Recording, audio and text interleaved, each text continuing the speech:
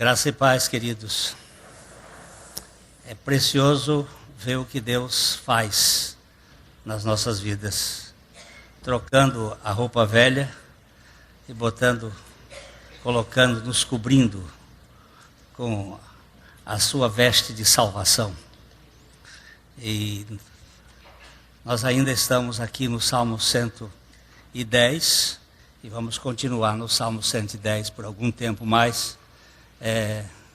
Olhando a riqueza do Messias, aquele que viria. E o verso 3 é onde nós estamos parados, mas a gente dá uma vista no Salmo todo, todas as vezes, porque é bom a gente enxergar todo o contexto do Salmo. Então vamos começar no verso 1, 2, 3, 4, 5, 6...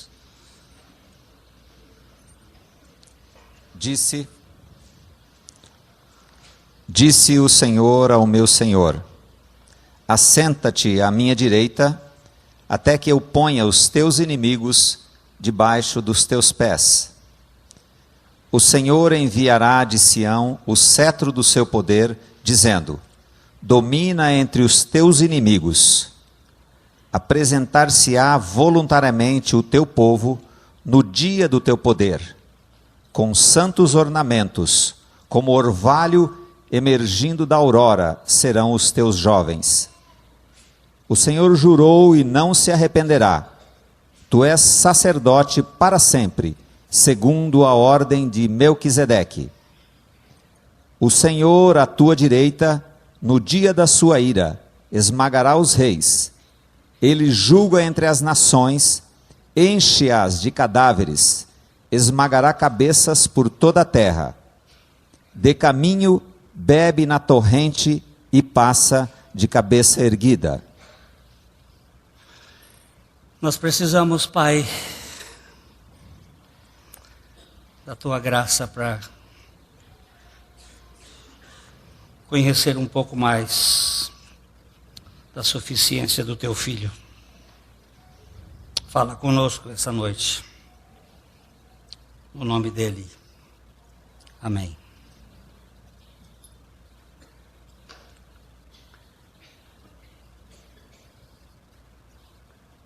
As mulheres estiveram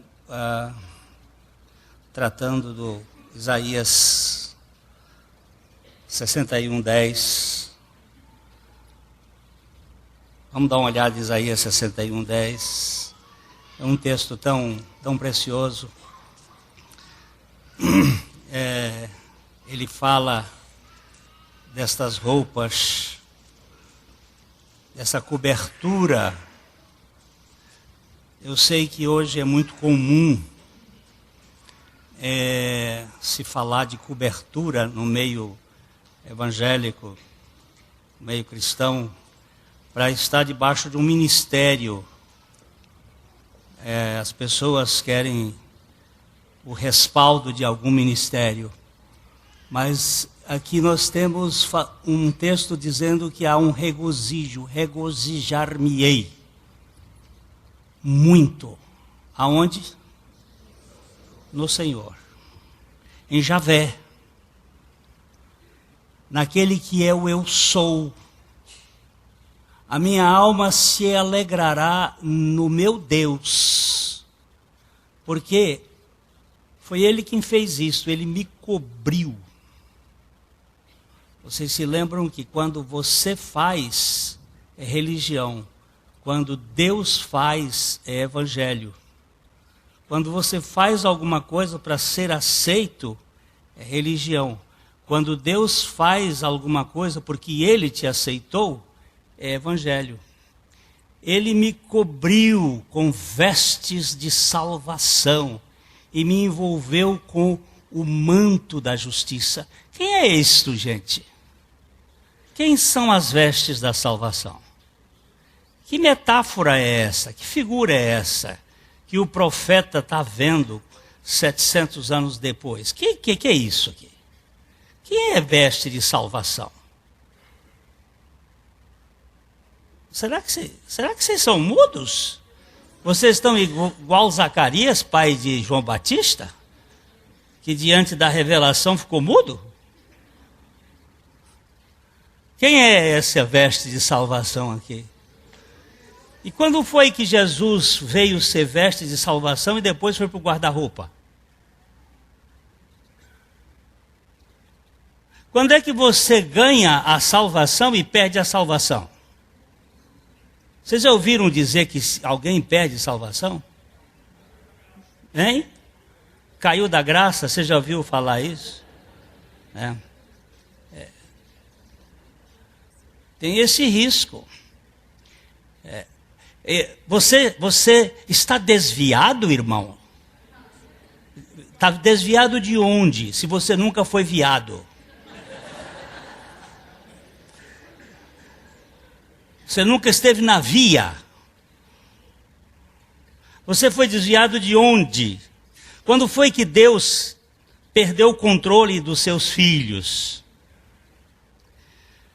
Não confunda, meu irmão. Está na igreja, está em Cristo.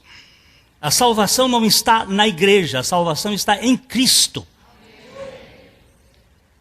Essa doutrina velha de que não há salvação fora da igreja, isso não está na Bíblia. Em nenhum outro há salvação, porque debaixo da terra nenhum outro nome foi dado pelo qual sejamos salvos. Este nome é Jesus Cristo. Muita gente está na igreja, mas não está em Cristo. É joio, não é trigo. E com esse assunto eu me intrigo muito de falar, porque há muita gente que quer dizer, está na igreja, é santo. Tem até uma coisa de arrebatamento da igreja. Não existe isso. Isso é um arrebentamento da igreja. Existe arrebatamento dos santos, dos salvos, dos redimidos. Lógico que dentro da igreja você vai encontrar gente santa. Leiam as 7 cartas, as 7 igrejas do Apocalipse. Tem umas ali que está um mafuá de gato. Mas ele disse, eu tenho os meus aí nesse negócio. Eles são meus. E os meus têm o meu selo, tem o nome, tem um carimbo, tem uma pedrinha branca. Eu botei o nome aí e ninguém tira. Salvação, eu estou dizendo isso porque eu tenho ouvido algumas pessoas que frequentam já há tempo na nossa igreja, ainda com este peso, achando que ele vai retirar aquilo que Deus fez, desmanchar o que Deus fez.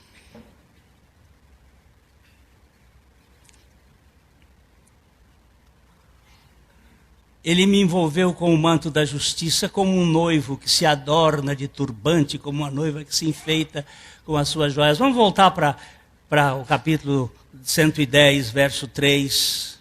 Vamos dar uma olhadinha outra vez nesse verso. Com santos ornamentos. Estes ornamentos santos, separados, são os ornamentos de Cristo sobre nós. É a vida de Cristo que cobre a nossa existência, que sobrepõe a nossa vida. Eu estava vendo há pouco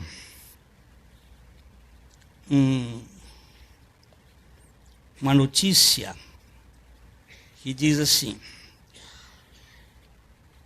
na Indonésia, no dia 26 de dezembro de 2004, houve aquele tsunami e morreram, aqui eles dizem 230 mil pessoas e 125 mil ficaram feridos, mas isso é mentira. A Margareta, a missionária daquele AME, diz que é mais ou menos 1 milhão de pessoas que morreram. Mas você sabe que o mundo ele funciona numa base de ocultar dados, não só cadáveres. Mas surgiu um macabro comércio de recordações do tsunami que destruiu a ilha de Phuket, onde é possível comprar camisetas e fotos dos cadáveres inchados boiando no mar. Uma grande loja de fotografias da cidade afirmou que vende centenas de cópias das piores cenas da destruição, de destruição nas províncias costeiras do sul, varridas por ondas gigantescas todos os dias. Um funcionário que preferiu não ser identificado afirmou a um repórter que a imagem mais vendida é a que retrata dezenas de corpos presos entre os escombros de um edifício em Khao Lak, uma das localidades da província de Phang Nga mais devastada. Há também no mercado vídeos e posters à venda nas lojas e livrarias da cidade. O que está de errado com o coração do homem?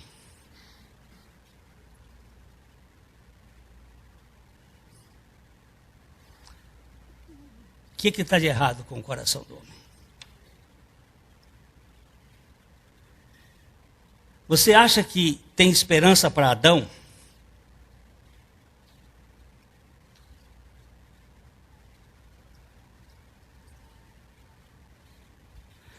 Aquele homem da tarde, aquele cidadão que foi criado no período da tarde, manhã e tarde, lembram-se disso? Nós estamos tratando manhã e tarde, da velha dispensação, da velha criação. É um homem irrecuperável. Para Adão não existe recuperação.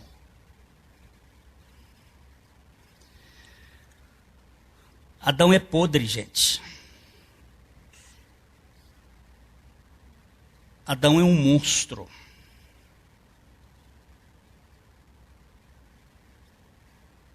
Ele não tem remédio. Mas o profeta viu a visita na olaria, que o barro que estava sendo feito, o vaso, estragou, e o oleiro desmanchou e fez outro.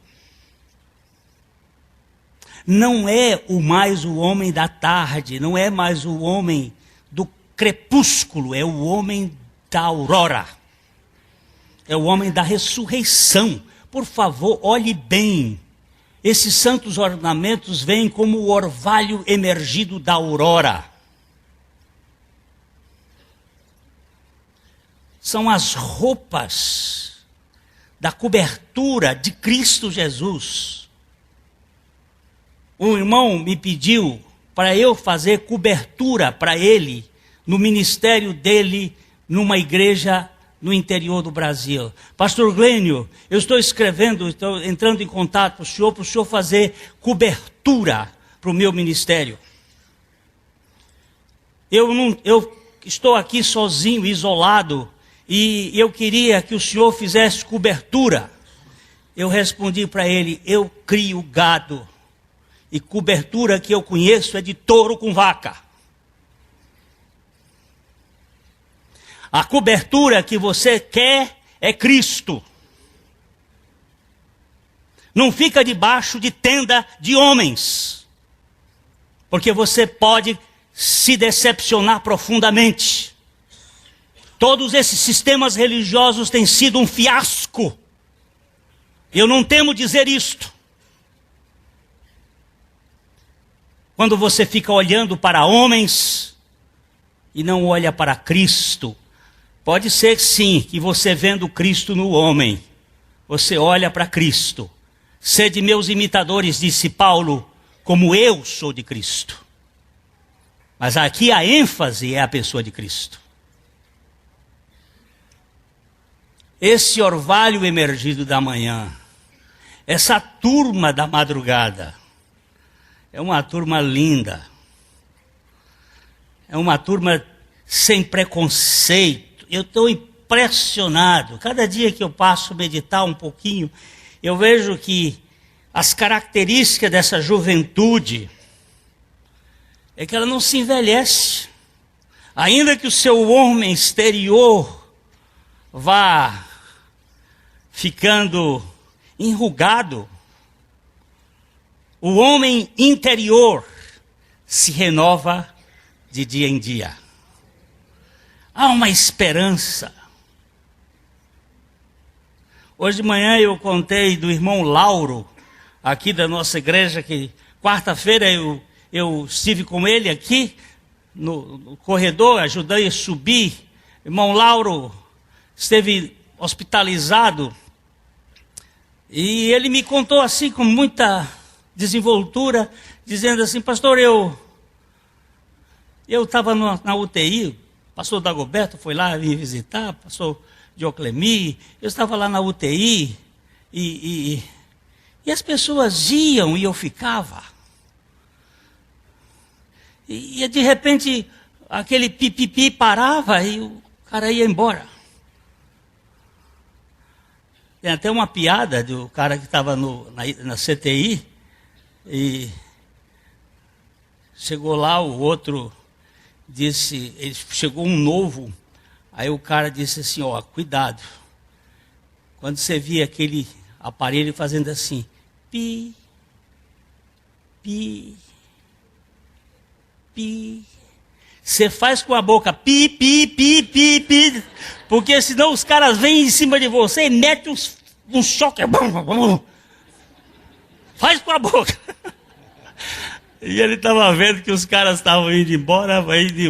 E ele ficou quantos dias lá, Dagoberto? 15? 15 dias. E foi 7.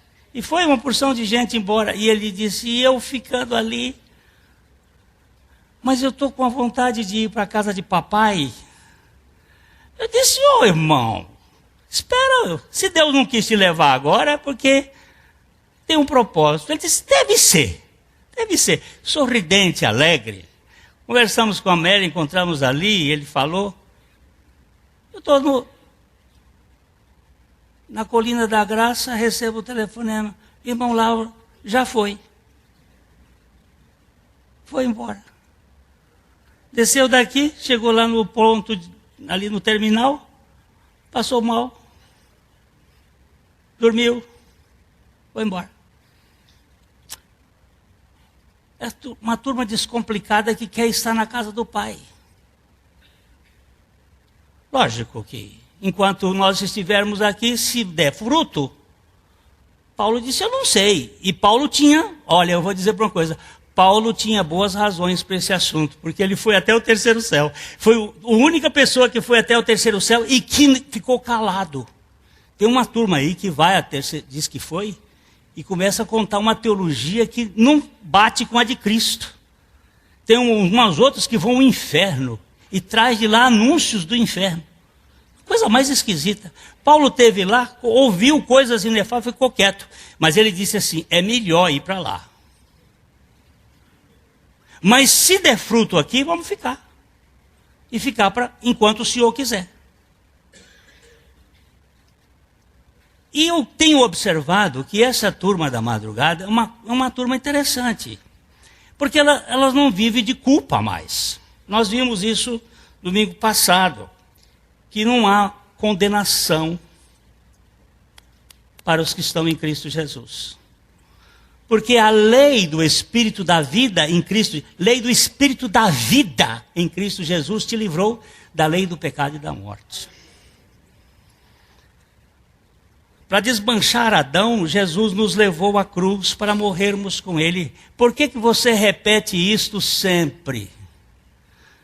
Porque eu preciso meditar nisso sempre, para que isso se torne cada vez maior dentro da minha própria experiência. Eu tenho uma experiência com a morte de Cristo. E tenho uma experiência com a vida de Cristo. Ele é a vida que venceu o pecado e a morte. É óbvio que isso todo mundo já sabe. Saber é uma coisa, crer é outra. Para que saibais e me creiais, e depois entendais. E para crer é preciso que o Espírito Santo nos revele esta realidade, para que nós tenhamos descanso em nossas almas. Uma outra característica que eu tenho observado nesse povo da madrugada é a sua atitude de pacificador, de cheio de paz, justificados, pois, mediante a fé, tem paz com Deus e tem paz consigo mesmo e tem paz com os outros. Vou dizer aqui que uma coisa, eu nunca vi falar que uma nova criatura perseguisse alguém. Quem persegue é Caim, que persegue Abel. Quem persegue é Esaú, que persegue Jacó. Quem persegue é Ismael, que persegue Isaque.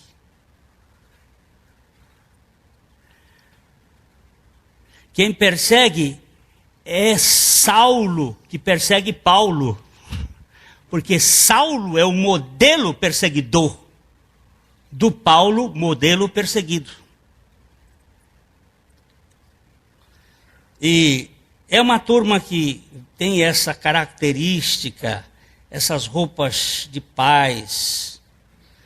É uma turma livre, liberta de fantasmas, de medos.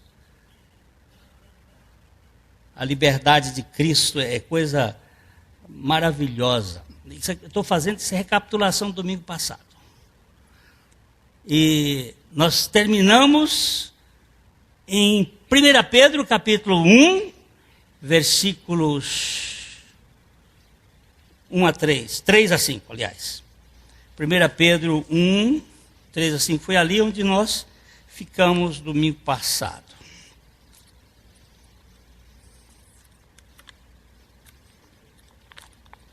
Bendito o Deus e Pai de nosso Senhor Jesus Cristo, que segundo a sua muita misericórdia, nos regenerou para uma viva esperança, mediante a ressurreição de Jesus Cristo dentre os mortos, para uma herança incorruptível, sem mácula, imarcessível, reservada no céu para vós outros, que sois guardados pelo poder de Deus, mediante a fé, para a salvação preparada para revelar-se no último tempo. Nós chegamos aqui, mas eu queria continuar pensando um pouquinho sobre isso. Vamos voltar para o verso 3, quando ele fala uma bendição: bendito o Deus e Pai de nosso Senhor Jesus Cristo. Tudo parte do Pai, que segundo a sua riqueza e misericórdia, quem está dizendo é Pedro. Ele não disse vos regenerou. Ele se inclui nisso. Donde se conclui por este pronome que antes da ressurreição de Jesus Cristo, Pedro não era regenerado. Presta atenção? Ou é rachar cabelo? Porque se ele dissesse vos regenerou, ele estava fora. Mas nos regenerou, ele está dentro. E uma pessoa pode estar dentro do ministério de Cristo e não ser de Cristo? Pode. Não só Judas, Pedro também. E quando foi a regeneração? Porque a regeneração não é pela morte de Cristo. A regeneração é pela vida de Cristo. Nós fomos justificados pela morte, mas nós somos regenerados pela sua vida. Ou será que isso é rachar cabelo? Como estão costumando dizer, pastor Glenn tem mania de rachar cabelo. Cabelo já é coisa fina, ainda fica querendo rachar? Agora, eu quero saber o seguinte, esse nus aqui, é nus para Pedro também ou é nus para ficar pelado? nos regenerou para um quê? Para quê? Esperança, meu caro. Mente de gente regenerada é mente de esperança, é a mente do irmão Lauro. Quero ir para a casa de papai. Isto aqui está cada vez mais complicado. Por se multiplicar a iniquidade, o amor se esfriará de quase todos. Esse negócio aqui está ficando cada vez mais gelado. As relações pobres. Mas quem tem esperança não teme más notícias.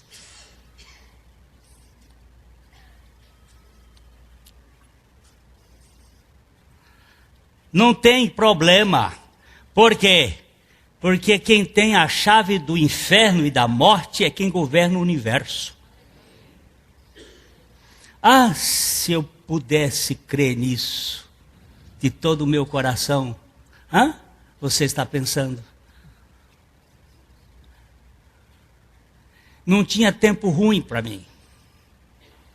Eu sou da turma que levanta cedo na madrugada para ver o sol da justiça que nasceu. Onde está aquele que estava colocado dentre os mortos? Ressuscitou, não está aqui. Para uma viva esperança mediante a ressurreição de Jesus Cristo dentre os mortos. O poder dominante de Israel na época pagou propina para os soldados dizerem que Jesus não tinha ressuscitado, que os discípulos tinham vindo e roubado o corpo dele. E essa história, diz o escritor, corre até hoje, nos dias de hoje, e corre até nos dias de hoje. Eles tentam ocultar de todos os modos o fato da ressurreição, porque a ressurreição é um triunfo sobre o pecado e a morte, é um jogar a bandeira de Deus sobre toda essa racionalidade estupidificada de querer explicar Deus pela sua própria mente.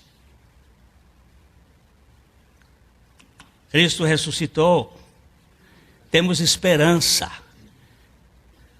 E aí ele vai no versículo 4 dizer, para uma herança que não se corrompe, que não apodrece. Nós vimos isso aqui, que uma das coisas que a gente vê na política do Brasil, não é que existe um poder corruptor. É difícil um político chegar lá, chega com bons ideais, mas acaba sendo corrompido de alguma maneira. É difícil permanecer, porque existe um poder corruptor, mas nós temos uma herança incorruptível, sem mancha, que não murcha, reservada nos céus para vós outros, que sois guardados pelo poder de Deus, mediante a fé. Fé que não é nossa, é nos dada por Cristo Jesus, que é o autor e o consumador da fé, para a salvação preparada para revelar-se no último tempo. É uma turma interessante, que tem esperança, esperançosa. Não fica aí dizendo, não tem jeito, não tem solução, as coisas não... Uma outra característica que me ocorreu enquanto eu meditava este assunto, Deus me trouxe isto, está em Romanos 16, 9, que eu chamei de uma turma descomplicada.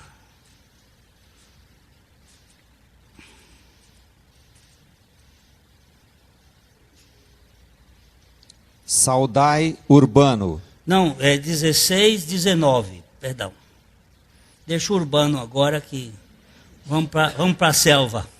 Pois a vossa obediência é conhecida por todos. Por isso me alegro a vosso respeito e quero que sejais sábios para o bem e simples para o mal. É uma turma que obedece, não é uma turma que, que é rebelde, é obediente.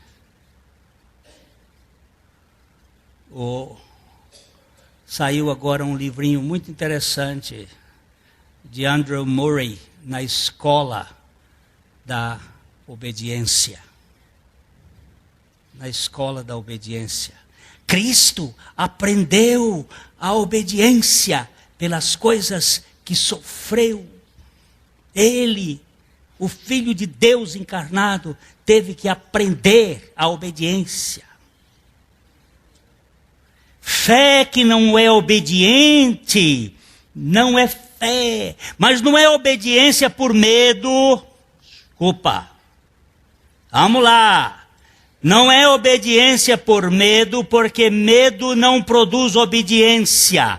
Produz subserviência.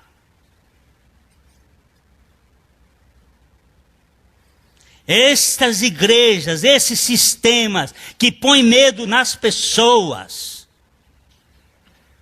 não faz obediência. O cara não faz, não é por obediência, ele faz por subserviência do medo.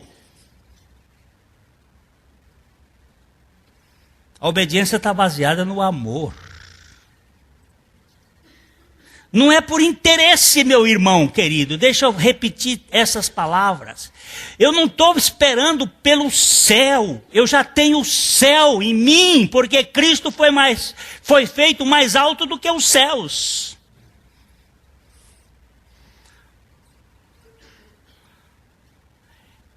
Estou esperando o quê? Vou fazer por obediência. Obediência nesse ponto não é obediência por interesse. Pastor, o senhor precisa fazer um sermão, já começa com esse nome. Vou fazer um sermão sobre o dízimo. Eu digo, eu vou falar sim, mas eu vou falar o dízimo de Melquisedeque.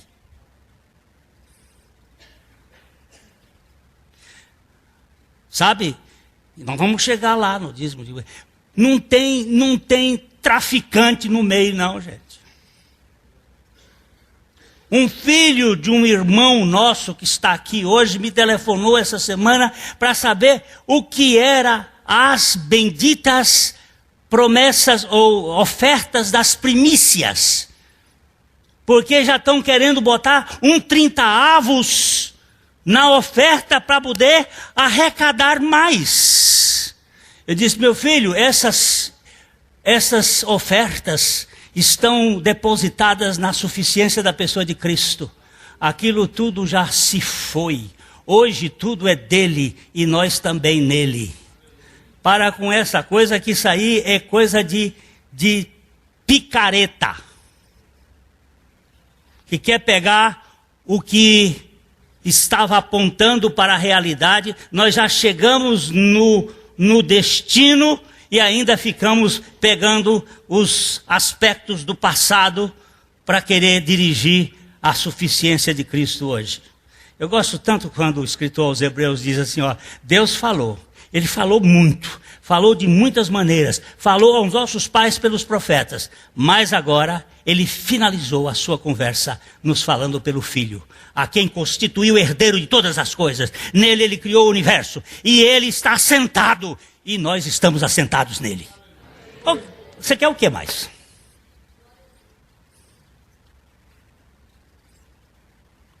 Você quer que eu fale alto? Vamos dar o talento para o sujeito arrecadar para poder construir o templo? Talento, meu filho. Você vai receber tanto e depois você vai multiplicar para dar mais tanto, mais tanto, mais tanto. E o coração onde fica nisso? Meu amigo pastor Ari Ramos foi pregar lá nos Amazonas da vida. Vou lá conversando na casa do cara que estava recebendo ele. E ele disse, você faz o quê? Ele disse, eu sou advogado. Mas na verdade o meu serviço é terra. Eu compro terra. Ele disse, onde é a sua terra? Ele disse, não, eu tenho que ficar em pé para mostrar no mapa. Pegou o mapa assim e disse, isso aqui é meu. Era maior do que 4 países da Europa. Aí o pastor Ari virou e disse assim, meu irmão, você está pecando. Maldito aquele que ajunta terra e não faz caso dos pobres.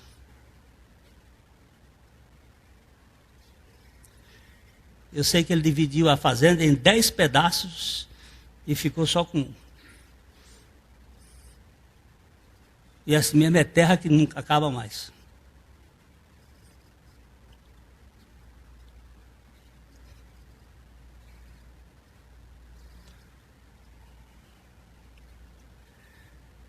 É obediência. É obediência. Sábio para o bem e simples para o mal. Eu chamo isso de uma turma descomplicada.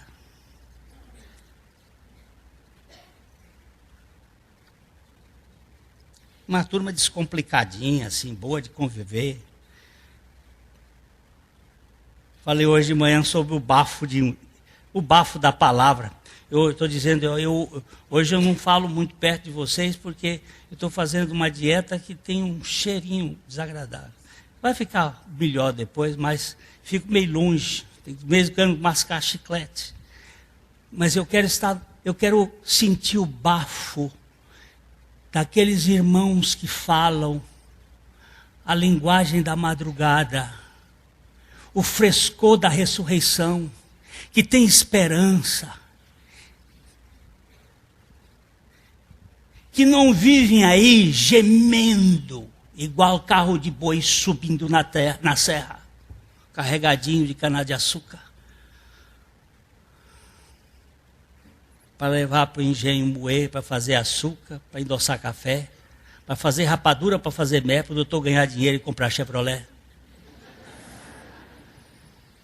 Ele vai gemendo, você vai ver o cara gemendo, conversa com ele, ele geme.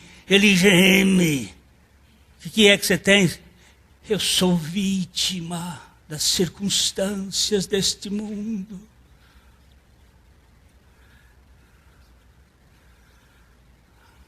Eu, quando menino, lá no interior do Piauí, fiz uma peça de teatro em que os escravos cantavam. Negro clama, liberdade, slap.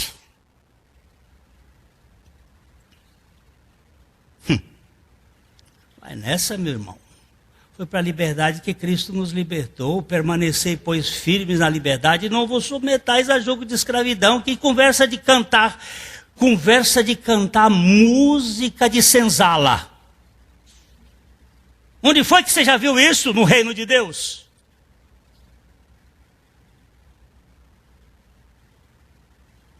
Está no tempo de ver a noviça rebelde outra vez.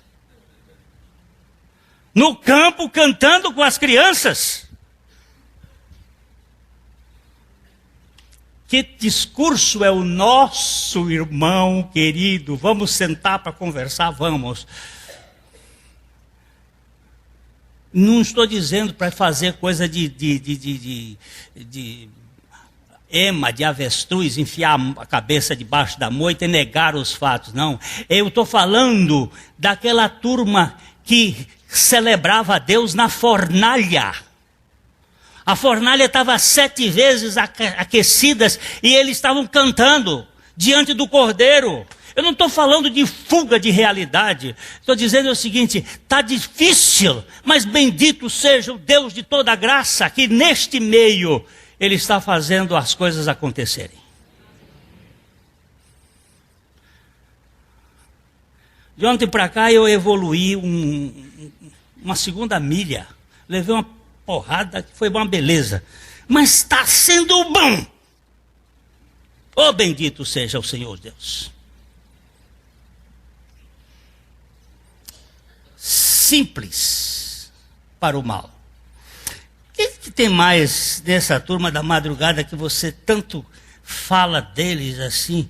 E você sabe que eles têm um bom humor que faz gosto a gente ver.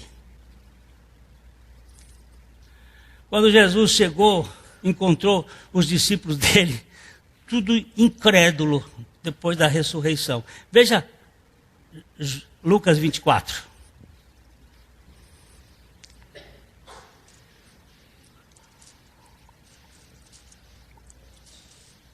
Lucas 24, 41, 42 e 43.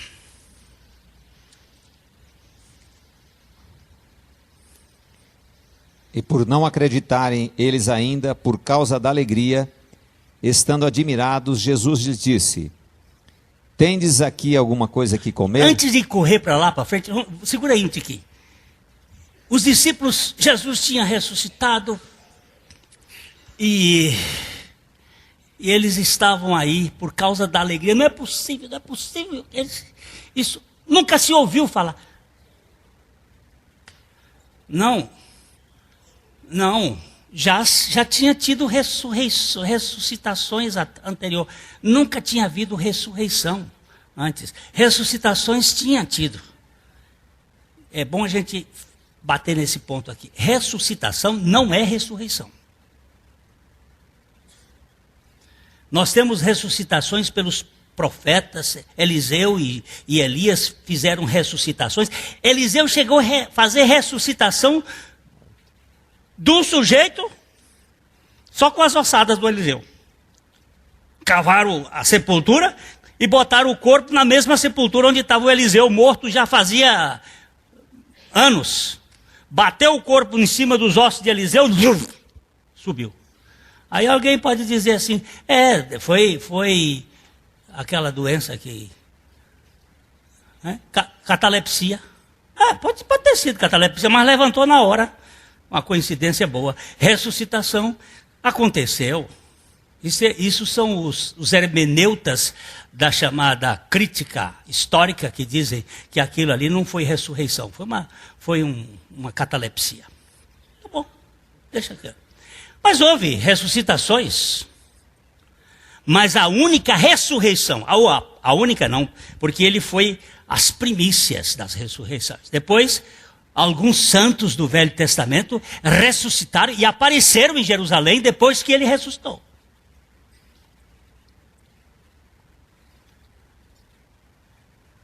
E aí Jesus aparece para os discípulos e ele já começa perguntando assim, eles estão admirados? E Jesus diz assim, vocês têm alguma coisa para comer?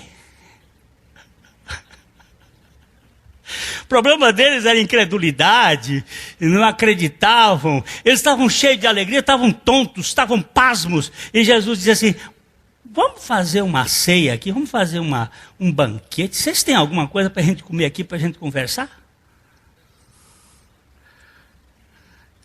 Gente, você presta atenção como Jesus é bem-humorado. E como ele gostava de comer. Você sabe como é que ele foi chamado? Comilão e beberrão. Comilão porque ele gostava de comer. E beberrão porque ele gostava de beber água. Não é? Vocês já viram falar alguém que é beberrão por beber água?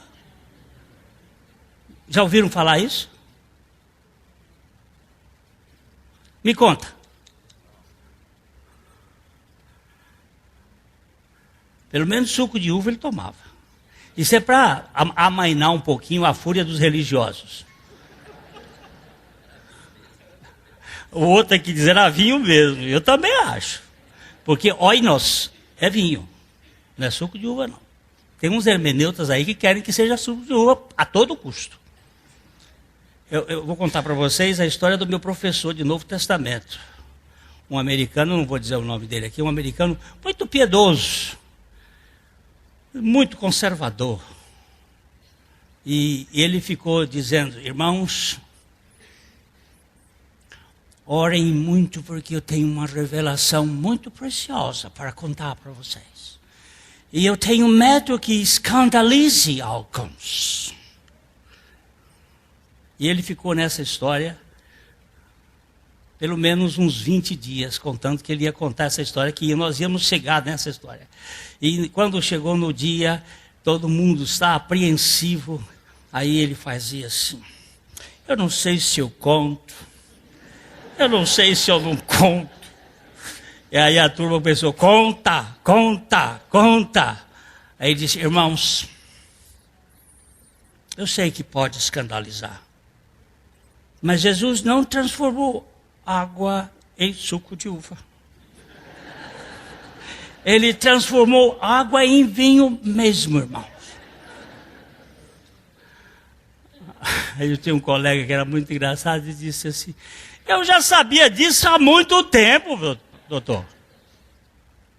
Para que fazer mistério com uma coisa dessa? Tens alguma coisa que comer aqui? Vamos conversar? Vamos comer?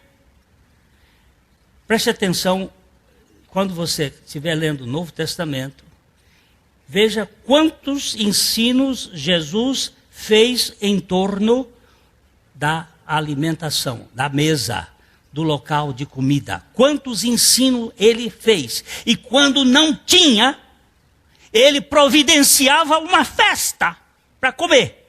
Porque o reino de Deus não é comida nem bebida, mas justiça e paz e alegria no Espírito Santo. Mas a igreja primitiva se reunia debaixo de 4 coisas. Vamos ver se a gente lembra. A doutrina dos apóstolos. O partir do pão. A comunhão, o partir do pão e as orações. O partir do pão. Parênteses. Deus está mexendo conosco, com o ministério. Dentro de um tempo nós vamos levantar a possibilidade de termos uma igreja funcional na base dos dons espirituais e não dos cargos e talentos criados por Constantino e a sua corja. Fecho parênteses. Para isso temos que ter maturidade para crescer, mas dos dons espirituais, porque cada um que está aqui tem dom.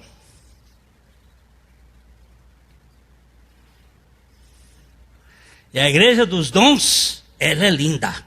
Pelo menos na Bíblia é. E eu estou vendo alguma coisa acontecendo no mundo, na China e em alguns lugares. E aqui no Brasil está sendo trabalhada. Coisa linda. Fechado parênteses. E então... lhe apresentaram um pedaço de peixe assado e um favo de mel. E ele comeu na presença deles. Engraçado. Engraçado. Jesus não tinha mais sangue.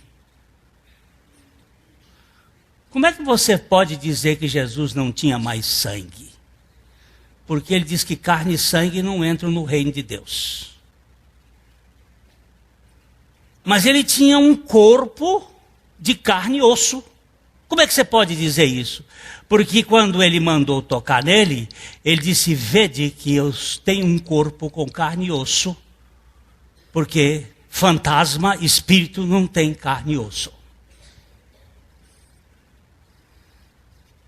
E agora, como é que funcionou a digestão de Jesus? Por favor, eu não quero saltar esse pedaço, não. O que que virou a digestão de Jesus? Porque a minha eu sei o que que vira por causa do sangue. Mas a de Jesus, o que que virou? Porque ele comeu. Ele comeu peixe e ele gostava de uma coisa boa. E comeu mel, um favo de mel. E ele teve uma outra refeição que ele comeu peixe e pão. Ele comeu proteína e glicídios. Aqui, o outro ele comeu proteína, glicídios e lipídios. O carboidrato. Ele não estava na minha dieta. Ele comeu. Comeu na presença deles. A obra da ressurreição me impressiona, porque hoje, eu tenho falado isso algumas vezes, mas nem sempre as pessoas têm prestado atenção. Hoje, nós temos na Trindade Santa, Divina, que era anteriormente à encarnação, totalmente espiritual. O Pai, o Filho e o Espírito Santo estavam numa outra dimensão, além da nossa, que a nossa está na terceira. Ele estaria na quarta, quinta, sexta, décima. Olha, quantas são, Júlio? Quantas, Júlio? Mais de 500 dimensões os cientistas estão dizendo que existe. Sei lá qual é a dimensão. Paulo teve no terceiro céu. Sei lá qual é a dimensão do terceiro céu.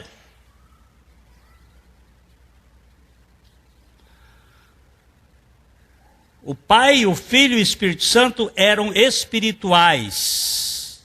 Mas agora o Pai e o Espírito Santo são espirituais e o Filho é material.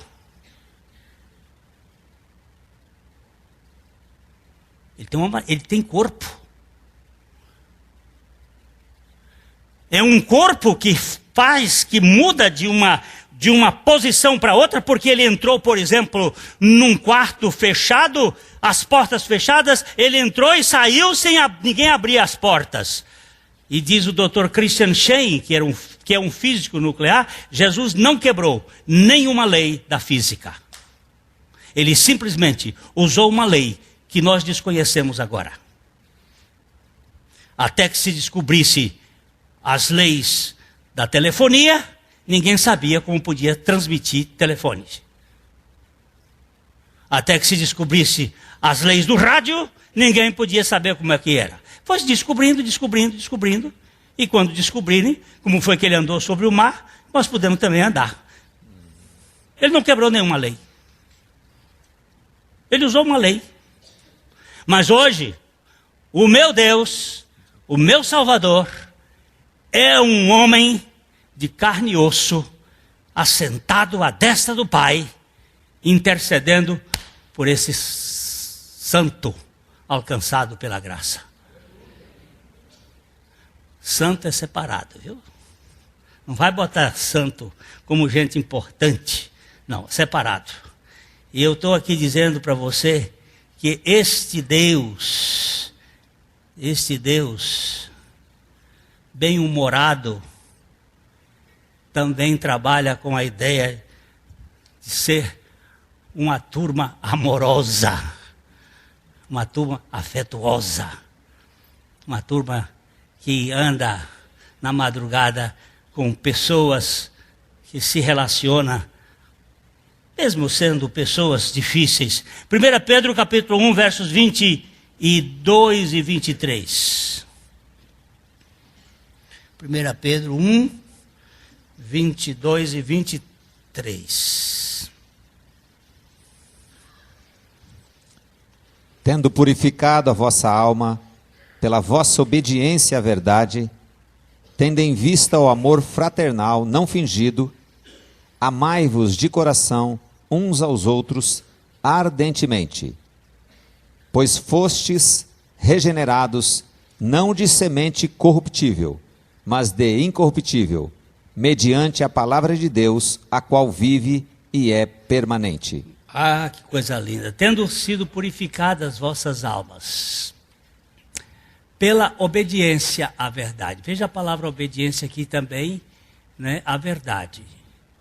Tendo em vista o amor fraternal, não fingido. Não um amor de trocas, não um amor de interesse. Eu vou amar você porque você pode me servir. Você pode fazer as coisas do jeito que eu quero, então vamos amar você. E eu boto um cabresto na sua cabeça e faço. Isso é amor de humanista. Esse amor é amor que rouba o coração do povo. É amor de Absalão. Seu coração tem que estar voltado para Jesus. E por causa de Jesus. E por causa de Jesus. E por causa de Jesus.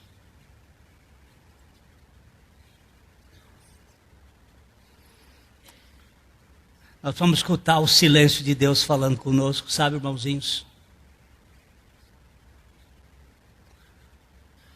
O repórter perguntou, Madre Teresa,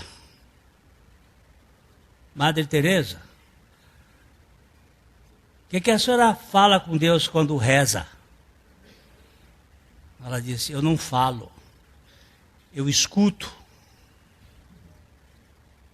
Aí o jornalista perguntou, e o que Deus diz para você quando você reza?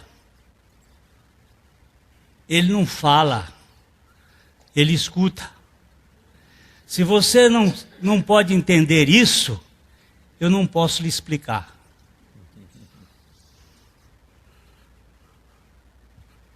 Entendeu? Ou não? O Verbo se fez carne.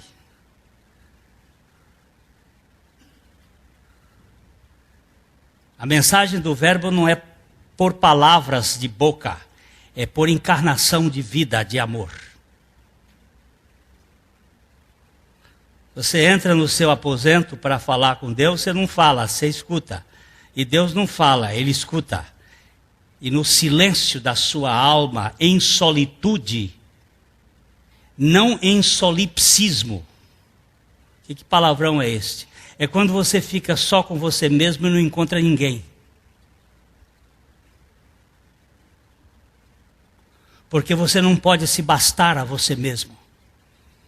Mas quando você fica só com Ele, Ele preenche cada brecha da sua vida.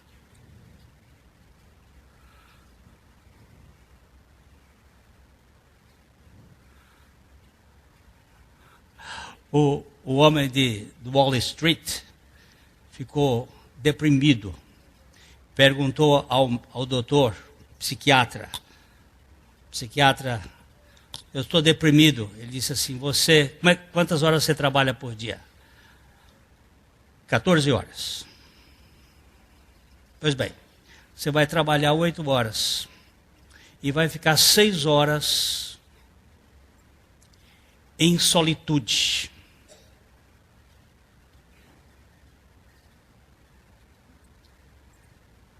Depois de um mês ele voltou. Como é que estão as coisas? Não melhorou nada. Como é que você está fazendo? Eu estou trabalhando só 8 horas. Mas depois eu toco piano. Depois eu leio Thomas More. Depois eu leio Shakespeare. Aí ele disse, eu disse para o senhor ficar só. E o homem respondeu, se eu ficar só comigo, eu me mato.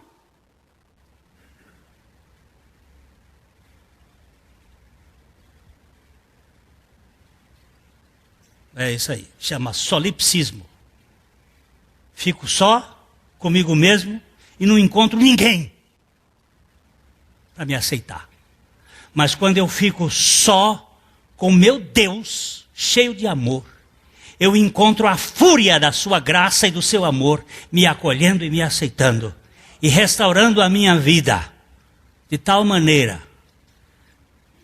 eu posso fazer a dança de escutar o que Deus tem para falar com o meu coração. No silêncio. Nós estamos muito agitados, irmãozinho. A turma da madrugada costuma ficar em silêncio. Viu? Eles costumam ficar em silêncio. Eu estou acabando. Essa é uma outra, é a dimensão celestial. Nós estamos agora numa posição assentados nos lugares celestiais em Cristo Jesus. Efésios 2, 5 a 7. Não deixa seu celular muito tempo fora de Furnas. Entendeu? Não? Não deixa seu celular muito tempo fora de Furnas. Onde é que está Furnas? Furnas está aqui, ó.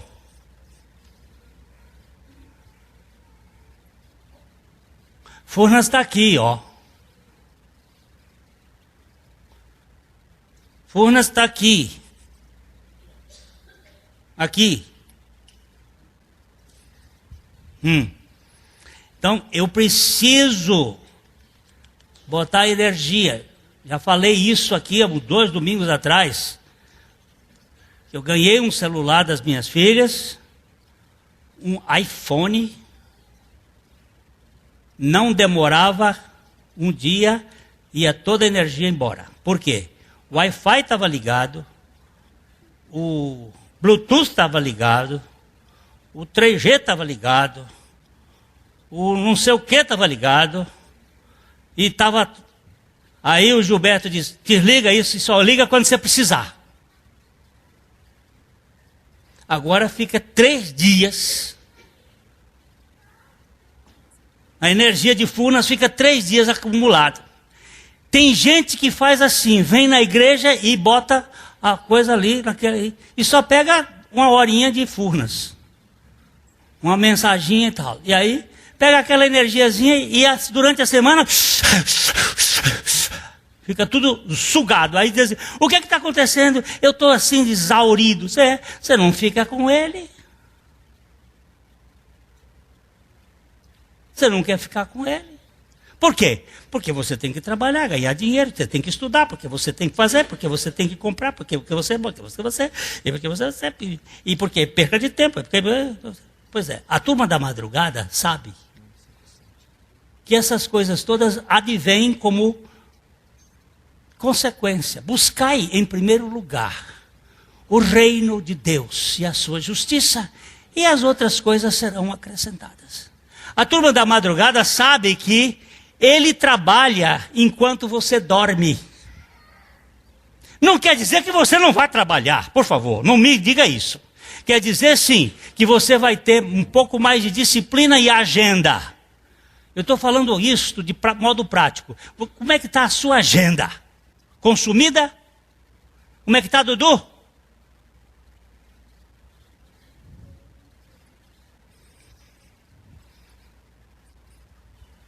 Então, queridos, vamos ler aqui Efésios 2, 5 a 7, para a gente terminar. Estando nós mortos em nossos delitos, nos deu vida juntamente com Cristo. Pela graça sois salvos. E juntamente com Ele, nos ressuscitou e nos fez assentar nos lugares celestiais em Cristo Jesus, para mostrar nos séculos vindouros a suprema riqueza da sua graça em bondade para convosco em Cristo Jesus. Onde é que você está agora? Eu estou sentado na primeira igreja, num banco duro, esperando o pastor acabar para tomar a ceia. Você não entendeu nada.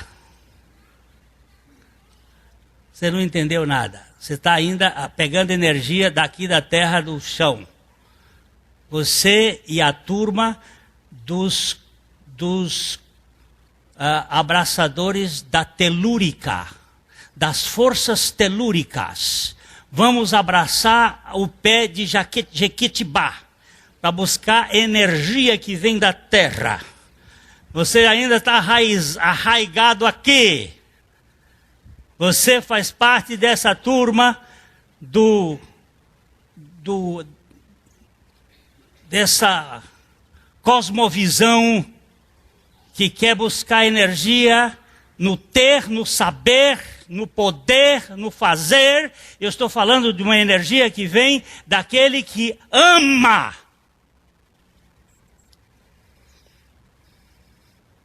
Ama.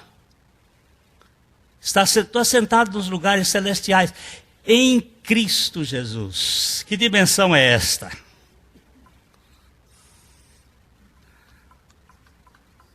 Você foi alcançado ou não?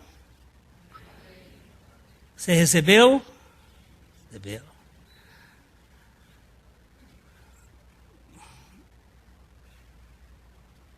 Quantos seguros você tem que vender para poder viver, Silas? Hein? 30 por mês, é uma meta boa, né?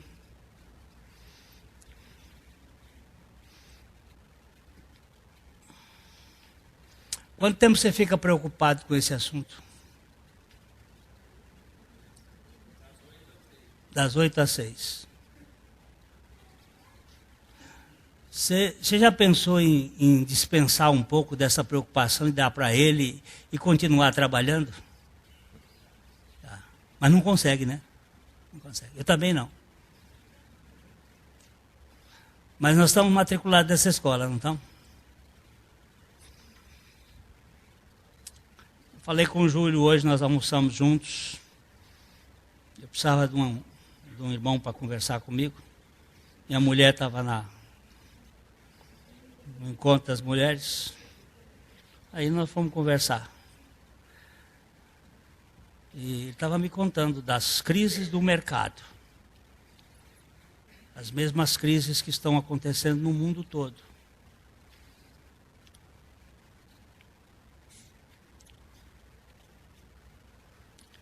E a gente tem passado por grandes coisas. Vamos pegar o Salmo 112 e aí a gente termina. Salmo 112. É para aliviar um pouco a turma que está preocupada, viu?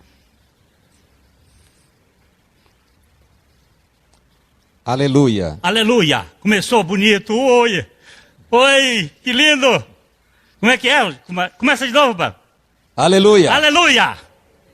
De novo, Barba. Aleluia. Aleluia. O salmo começa com louvado seja Deus. Louvado seja o Senhor, Javé. Aleluia. Agora começa. Bem-aventurado o homem que teme ao Senhor e se compraz nos seus mandamentos. Bem-aventurado, feliz é o homem que tem temor ao Senhor, a Javé, e tem prazer nos seus mandamentos. Os mandamentos do Senhor não são penosos. E ele disse, olha, tem 2 mandamentos só. Amarás o Senhor teu Deus de todo o teu coração, de toda a tua alma, de toda a tua força e com todo o teu entendimento. E ao teu próximo como a ti mesmo. Pronto. Aí está a força poderosa do amor. Vá para frente. A sua descendência será poderosa na terra. Será abençoada a geração dos justos. Começa dizendo assim, a descendência dessa turma aí é uma descendência que tem a bênção do Senhor. E a bênção do Senhor enriquece e não traz pesar. Continua. Na sua casa há prosperidade e riqueza, e a sua justiça permanece para sempre. Porque a justiça dele não é dele. A justiça dele é do Senhor. E a única que permanece para sempre é a justiça do Senhor. Mas está imputada a ele pela graça. Continue. Ao justo nasce luz nas trevas. Ele é benigno, misericordioso e justo. Ao justo, ele é justo. Porque nasce luz nas trevas. Que turma é essa? É a turma que veio na madrugada. Nasce luz nas trevas. Ele é uma pessoa benigna. Ele é misericordioso e é justo, porque ele é justo, foi justificado. E aí continua. Ditoso o homem que se compadece e empresta. Ele defenderá a sua causa em juízo. É uma pessoa que empresta. E segundo Jesus é para emprestar e não esperar a paga. E aí o negócio fica complicado. Vamos embora. Não será jamais abalado, será tido em memória eterna. Não se atemoriza de más notícias. O seu coração é firme, confiante no Senhor. O irmão desse moço que está aqui, Dr. Barros, me disse de um médico que esteve aqui em Londrina em depressão e foi procurar um médico em São Paulo. E o médico de São Paulo perguntou para ele: o que é que você está lendo? E ele disse: eu leio o jornal A Folha de Londrina, eu leio o jornal A Folha de São Paulo, eu leio a Gazeta do Povo, eu leio... Sim. E o que mais você está lendo? É isso aí, e alguma coisa. Ele disse: para de ler isto, leia a Bíblia. O médico. Aí ele virou assim: o senhor é protestante? Ele disse: não, sou protestante, lê Bíblia, sou católico. O seu problema é estresse de más notícias. Já existe este diagnóstico, estresse de más notícias. A minha Bíblia diz assim: esse cara que confia no Senhor não se atemoriza de más notícias. Agora você vê o que a turma de lá de riba bota nos televisivos e nos papéis. Quais são as coisas que aparecem nos jornais? São boas notícias? Boas notícias são essas que eu estou contando para você aqui, que chama Evangelho, que Jesus Cristo te aceitou naquela cruz, que Jesus Cristo te perdoou, que Jesus Cristo tomou o seu pecado sobre si, te libertou, que não há mais condenação, que a justiça dele se cumpriu plenamente em você, que não vale nada. Isso é boa notícia, meu filho, isso é boa notícia. Não se atemorizará de más notícias. Agora a gente fica lá, refém. Eu quando vejo o jornal, não posso ficar com a cabeça também fora. Mas eu fico intercedendo por aquelas coisas que estão acontecendo. Intercedendo pelo meu mundo que eu estou aqui nele. Eu conheço um homem que resolveu interceder. E Deus parou o universo durante 23 horas e 20 minutos. Esse homem chamava-se Josué. Ele não parou a terra, e nem parou o sol, e nem parou a lua. O Dr. Adalto aqui nessa igreja mostrou que ele parou o universo.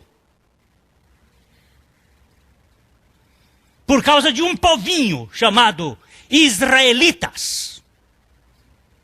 Que Deus ama. E Deus ama você, tanto quanto ama o israelita. Então, não temerá, porque o seu coração é firme, confiante no Senhor. Tem mais? O seu coração bem firmado não teme, até ver cumprido nos seus adversários o seu desejo.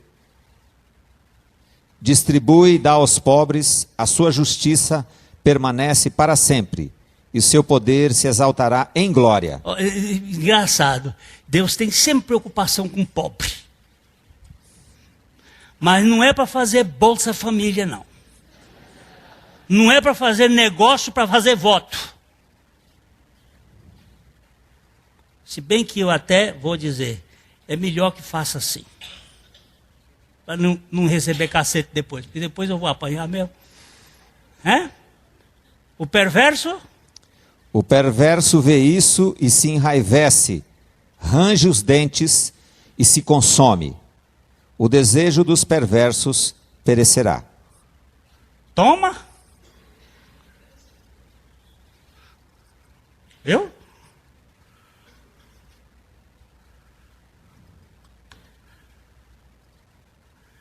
Não brinca com Deus, não. Você não precisa ficar preocupado que Deus está mais pronto a abençoar você do que você a ser abençoado. A mensagem que você acabou de assistir faz parte do Ministério de Comunicação Palavra da Cruz. Temos um grande acervo de estudos bíblicos em áudio e vídeo.